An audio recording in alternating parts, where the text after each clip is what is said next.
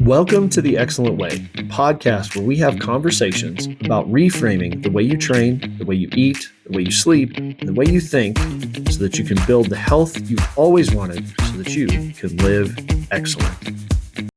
What is up, guys? Welcome back to The Excellent Way. It is December of 2025. 'Tis the season, sitting next to the Christmas tree. And what I want to talk about in today's episode, and I just want to jump right into it, is the thing that's looming. And no, it's not Christmas Eve or Christmas. It's not even New Year's Eve. It's New Year's Day. Because on New Year's Day, many of us in America, and all around the world really, but mostly in America, we get up on New Year's Day and we make New Year's resolutions. And every year we make the same resolutions, and it feels like every year we get to December and we just go, man, I didn't pull it off this year. So what I want to talk about is how do we, A, make a New Year's resolution that's actually going to stick, and two, how do we build a plan where I can stick to it, okay? And the reason I'm having this conversation is because the top two resolutions that are often reported in polls are, one, get my finances in order, right? I'm going to try and get out of some debt. I'm going to try to pay off the credit cards. I'm going to try and get on a budget, all of those things, which are good.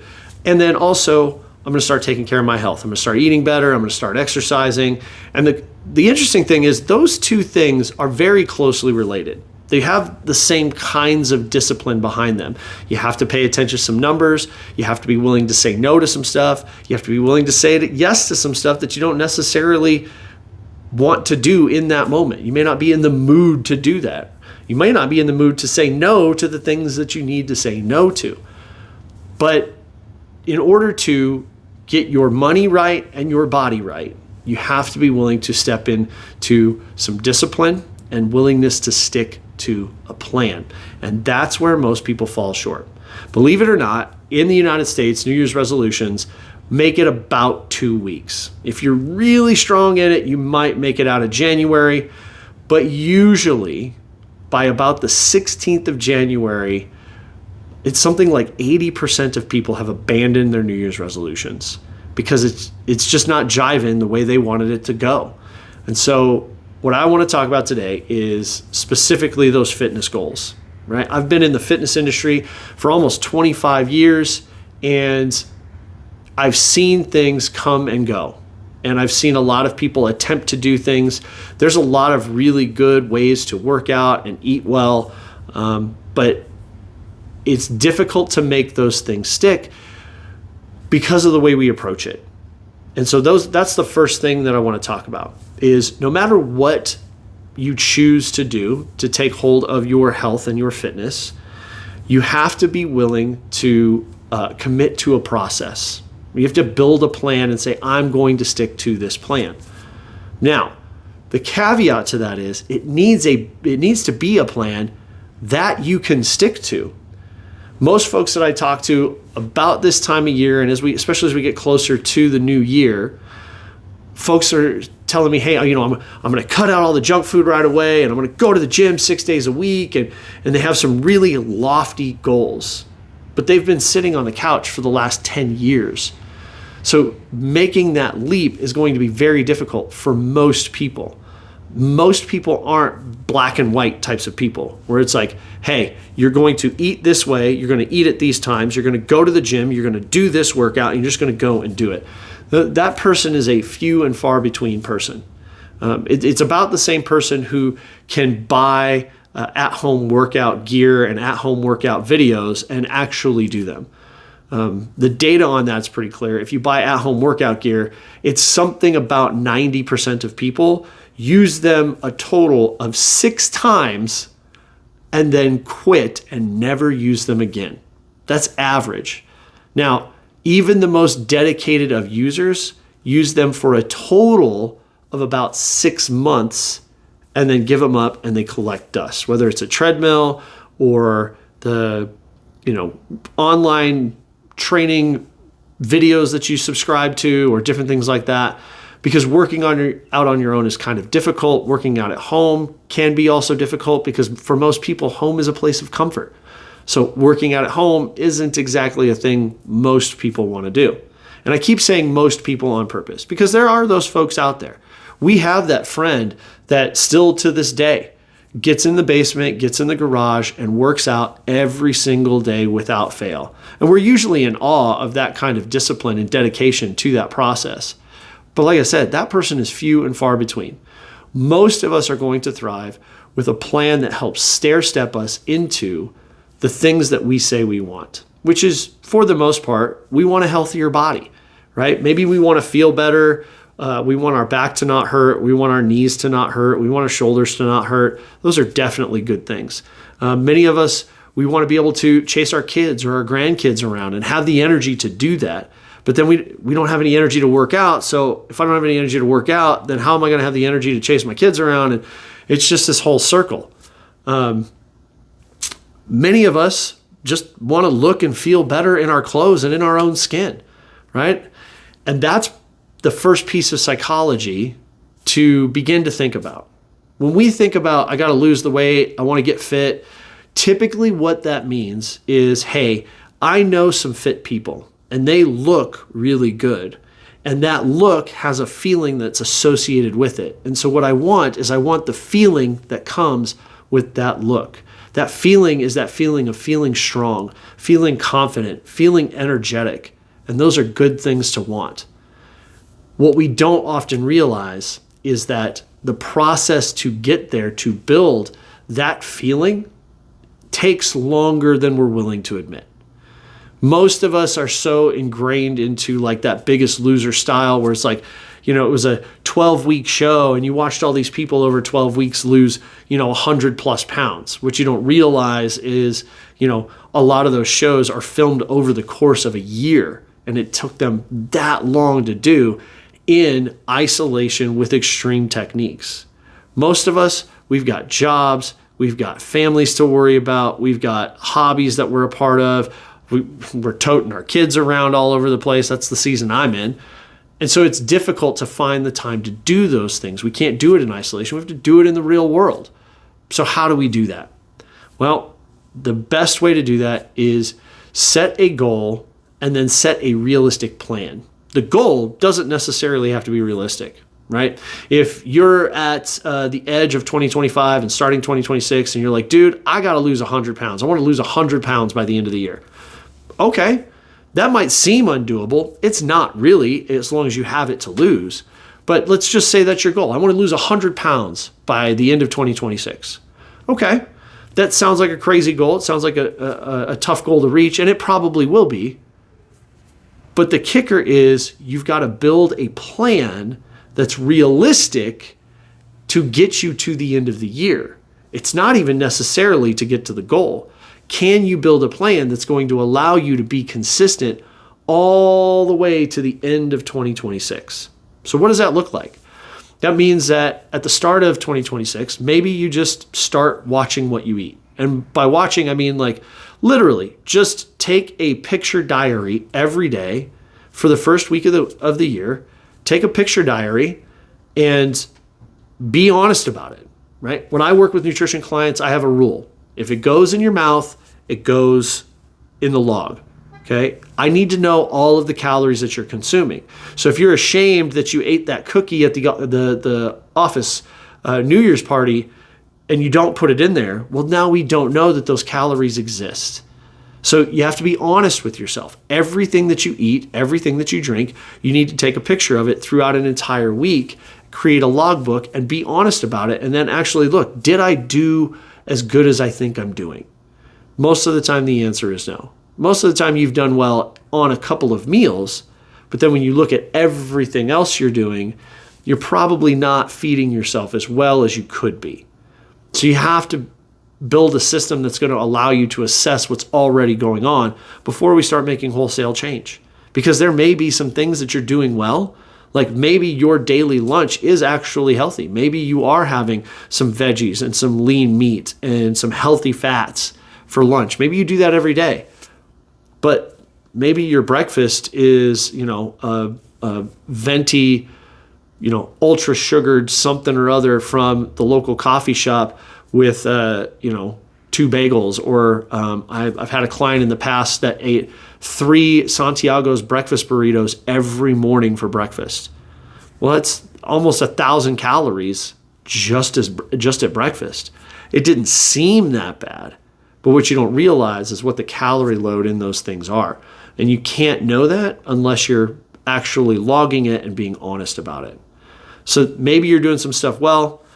We need to find out what needs to shift and what needs to stay. And the only way to do that is to log it. Now, you can start with a picture or a video diary of everything that you eat over the week. You can download nutrition tracking apps all over the place. Some of the best ones we know of, my gym, CrossFit ELM, we have our own nutrition tracking app. First Form has a great one. And then the free version, MyFitnessPal, and there's a few others that are free versions that are good enough to track what you're eating in a day. And you need to be honest about what you're eating in a day so that you can move forward. And you need to track it for about a week so that you know what's going on. Once you've done that, now we can build a plan to change. Maybe you only change one meal at a time. Maybe your lunch is really good, but you need to change your breakfast. So for the next 3 to 6 weeks, hey, I'm just going to change my breakfast to something healthy, whatever that looks like.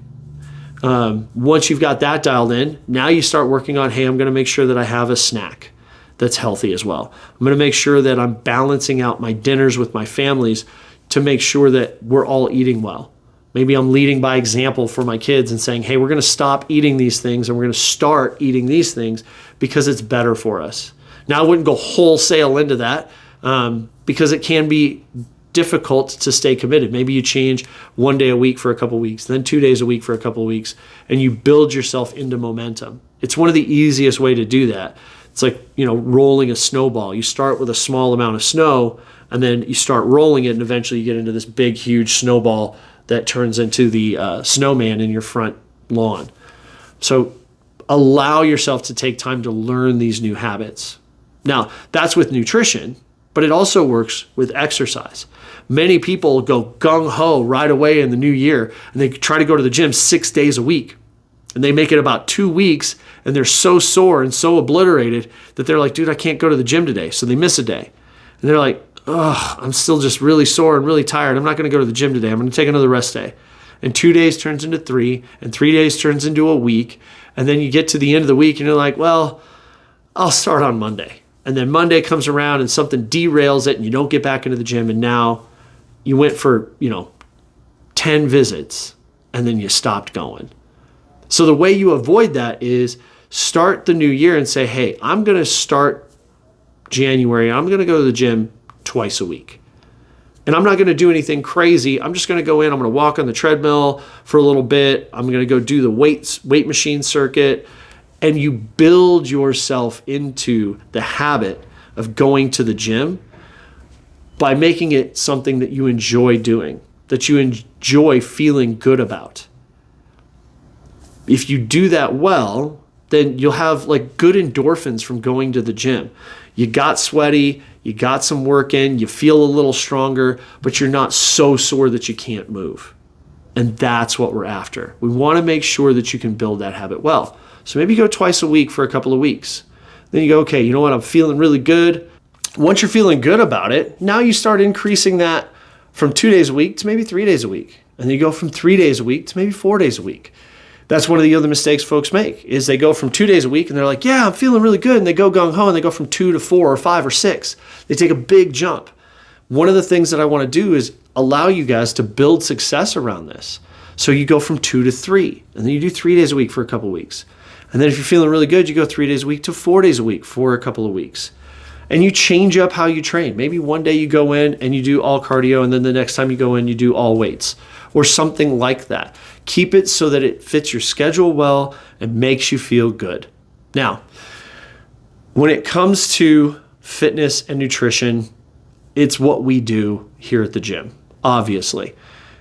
This particular podcast is talking mostly to new people. So if you're already in our gym, you're already in our gym. You know a lot of this stuff, but you're probably connected to a few folks that need some help.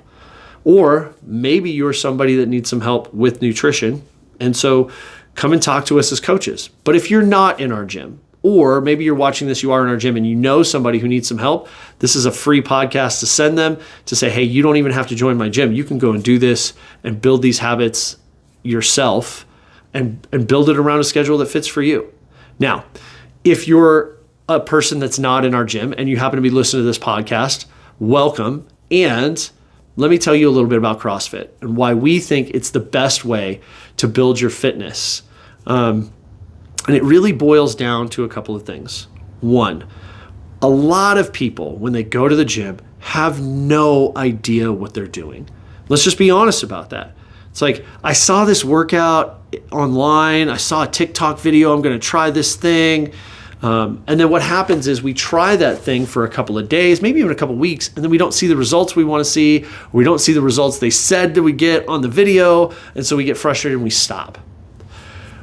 Part of joining a CrossFit gym is you don't have to know what to do. The coaches are there to teach you what to do and to guide you through good workouts and adjust those workouts. We call it scaling. We adjust those workouts to where you're at. We want to make sure we meet you where you're at in your fitness journey. Also, when you come to a CrossFit class, you've got a coach that's also going to push you. You're like, hey, I usually do this, and your coach sees that you're stronger than that, so they're going to nudge you, and they're going to say, hey, why don't you try this today? It makes you a little stronger. And if you get a little stronger, maybe you're a little more sore, but then you come back 2 days later and you're like, man, I feel really good. Those are the kinds of mental victories and emotional victories that feel really good, that keep you moving forward. And it's hard to see that in ourselves.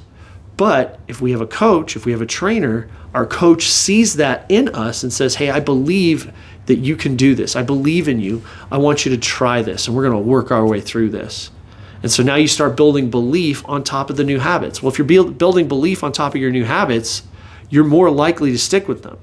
And it's much easier to build that if you've got somebody from the outside looking in going, hey, you're doing really well with that. Let's take the next step.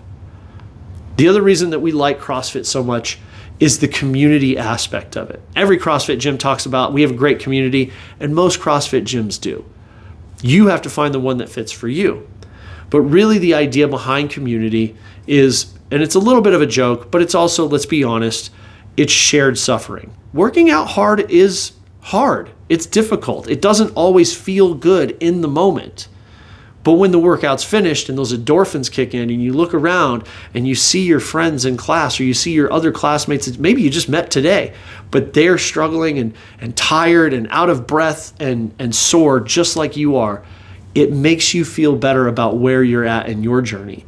Because, hey, I'm just getting started, but that person over there, they just started too, and that was hard for them. And that person over there, they've been coming to the gym for like 10 years, and it was hard for them too. And you know what? Someday I want to be able to do the things that they did. So now you've got some inspiration built in.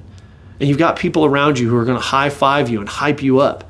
CrossFit gyms are full of that, because in a CrossFit gym, it's really about effort over everything. We don't care how much you lifted. We don't care how fast you ran or how many pull-ups you did, or even if you can do a pull-up. What we care about is when you show up for class for the workout, are you going to have fun, and are you going to give us your effort? You're going to give us your full effort. Because if you do those two things, if you give us full effort and you have fun while you do it, you're going to stick with it and you're going to change your health for a lifetime. And I tell you all of that about CrossFit because there's a lot I can get into about why these kinds of workouts and the CrossFit methodology around working out and nutrition is the best. In fact, that's going to be the next podcast coming up in January. Why is CrossFit the fitness gospel? And this is coming from somebody who has done many other methodologies. I came out of a bachelor's degree in exercise science, and I was raised up by the American College of Sports Medicine and the National Strength and Conditioning Association. Those organizations do great research and they do great things. What I have found with CrossFit is the power of the way they teach how to move, the way they teach how to exercise, the way they teach how to eat is the most potent dose for physical change in your body that I have ever seen. And it's not close. And in the next podcast, I'm going to outline the 5 things that will come out of CrossFit that make it the best, right? When I say it's the fitness gospel, I think it is the truth. I really do. And I've done a lot. So if you want to know that, stay tuned for January. But if you want a head start on finding out for yourself, all you got to do is comment below and we'll reach out to you and get you started. We've got 2 gyms. We've got one in Thornton. We've got one in Commerce City. And if you're connected to somebody that's a member of one of our gyms, you know how positive it's been in their life. Maybe it's time for you to give it a try. But even if you don't, maybe you live far away from here, maybe you're trying to figure out this fitness thing for yourself, I want you to know, I'm cheering for you. I'm cheering for anybody who's trying to avoid their couch like the plague so they can take care of their bodies, have the energy to go do the things they love to do, hang out with their kids, hang out with their grandkids, go hiking, go swimming, go scuba diving. I've talked to so many scuba divers lately. It's been crazy. I want you guys to have the energy to go and do that, and I want you to feel great doing it.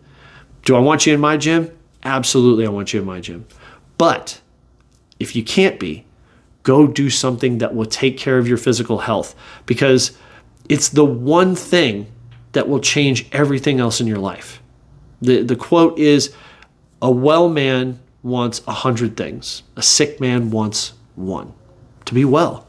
So you have to work on building that. And once you have wellness and fitness in your life, everything else gets better. The discipline that you build to take care of your fitness translates into the discipline it takes to make your budget better, translates into the discipline it takes to make your relationships better.